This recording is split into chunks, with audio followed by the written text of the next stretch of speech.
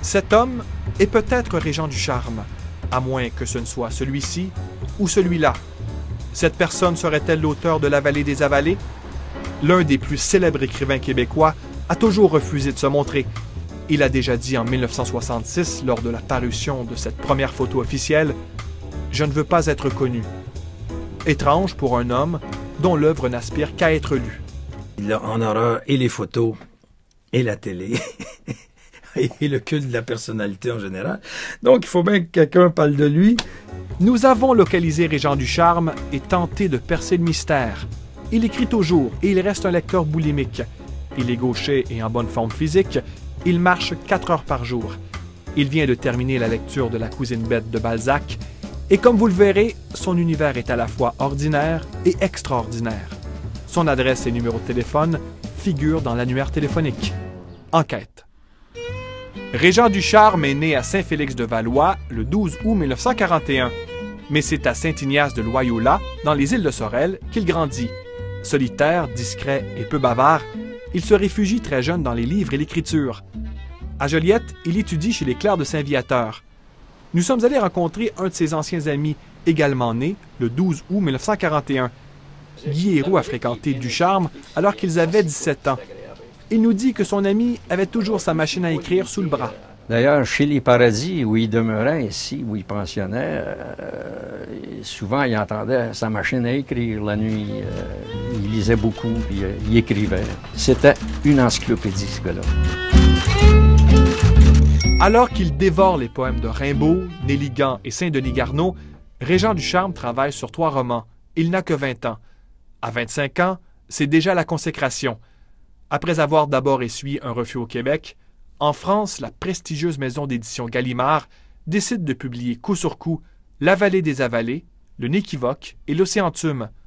Un exploit, nous dit Rolf Pulse, l'éditeur montréalais de Ducharme chez Gallimard. Les 3 ont obtenu la meilleure note, ont obtenu un 1 de lecture, les 3, par les lecteurs. La Vallée des Avalées est une œuvre qui marquera plusieurs générations de lecteurs, dont Lorraine Pintal, qui a même voulu changer son prénom pour celui de l'héroïne du livre. Je me suis vraiment identifiée au personnage à un point tel que je voulais changer mon nom pour m'appeler Bérénice. Et donc, j'étais très ducharmienne. Ils sont nombreux à crier au génie lors de la parution de La Vallée des Avalées. Et les journalistes s'acharnent à découvrir un auteur qui refuse obstinément ses 15 minutes de célébrité. Certains doutent même de son identité parce qu'il est difficile de croire qu'un écrivain aussi jeune fasse preuve d'une telle maturité littéraire. Radio-Canada obtient alors une entrevue à la caméra avec sa famille, dont sa mère, sa grande complice de toujours. Elle nous parle de son humeur. Ça, c'est un type qui est pas gay. C'est pas... Monsieur prendrait qu'il écrirait quelque chose de gay. Mais je ne sais pas. Homer Ducharme, le père, comprend difficilement le jeune écrivain. Il décrit ainsi son fils. Ses nuits, il passait à lire puis à écrire. Fait que on a abandonné de l'affaler avec ça. On l'a laissé faire à son goût. L'étau se referme. Après cet entretien accordé par ses parents, Ducharme demande à ses proches de ne plus parler aux médias. Mais en 1968, un photographe du Nouvelliste réussit à prendre ses photos.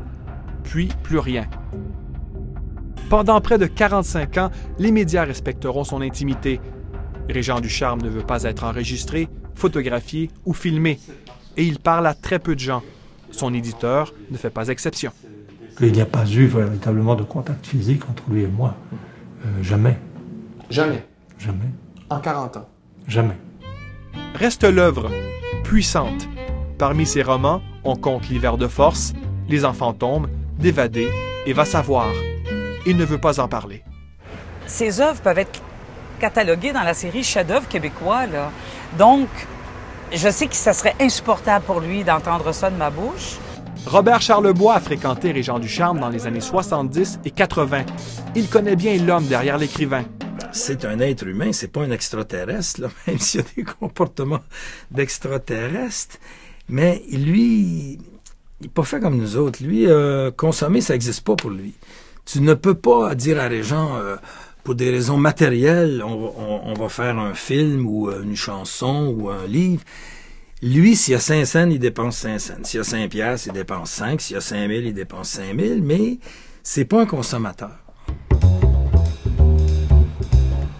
Pour en apprendre plus, nous sommes allés faire un tour à Ottawa, du côté de Bibliothèque et Archives Canada, qui a acheté plusieurs de ses manuscrits.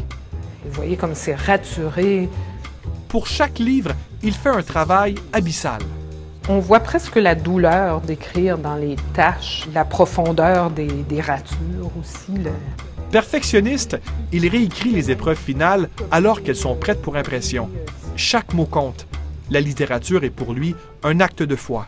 Régent Ducharme réécrit presque son roman. Regardez comme il en rajoute, c'est travaillé, c'est pas seulement... Il envoie aussi de nouvelles pages. Ça arrive à manufacture, les 2 yeux fermés bien durs. Et parmi les 30 chansons que Régent Ducharme a écrites pour Robert Charlebois, plusieurs sont le fruit d'un acharnement littéraire. Entrez partout pour ressortir. Même dans ses chansons, les plus ratées, les plus plates, les plus banales, c'est toujours génial.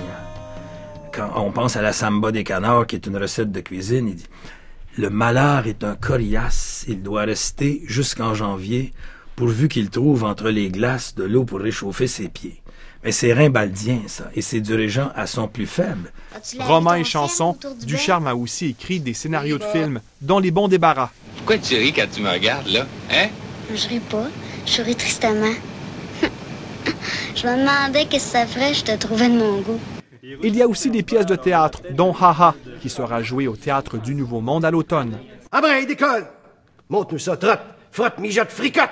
Décarcasse-toi un peu qu'on voit ça. Ah bien crime, ah bien esprit. Tant l'œuvre que le mystère entourant Régent Ducharme inspire le metteur en scène Dominique Champagne. Je me suis fait mon petit Régent Ducharme à moi. Je l'ai baptisé vraiment. Là, je le confie à la caméra, mais c'est la première fois que je dis ça publiquement parce que je veux pas blesser Régent Ducharme. Mais pour moi, il existe, il est là, il est présent dans mon quartier comme le fou le serait au village. Ici, à la veille de ses 70 ans, c'est sa conjointe des 45 dernières années qui lui sert d'agent littéraire. Elle ne donne plus d'entrevues et pas question pour elle de nous donner de nouvelles photos ou un accès à l'auteur. On me l'a décrit dernièrement comme étant quand même assez chevelu, très en forme pour son âge car il s'entraîne beaucoup et un tempérament même un peu sud-américain. Alors je ne sais pas si la description est bonne, mais dès que j'entreaperçois un physique semblable, j'avoue que j'ai un peu de chair de poule. Nous savons que c'est sur cette rue d'un quartier de Montréal qu'habite Régent Ducharme.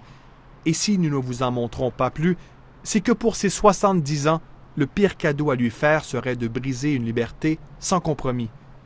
L'idée même de le montrer à la télévision pourrait bouleverser Régent Ducharme au-delà de ce que l'on peut imaginer. Il ne veut pas de publicité, il veut de l'amour. Je pense que c'est important. Important. Dans son roman L'hiver de force, Régent Ducharme écrit « Je suis contre la célébration des anniversaires. Je trouve ça déprimant. Moi, c'est vieilli tant que tu veux, mais mets-moi le pas sous le nez. Je suis strict et sévère là-dessus. » Fin de la citation. Son 70e anniversaire sera célébré humblement, nous dit sa conjointe. Le couple commandera une pizza.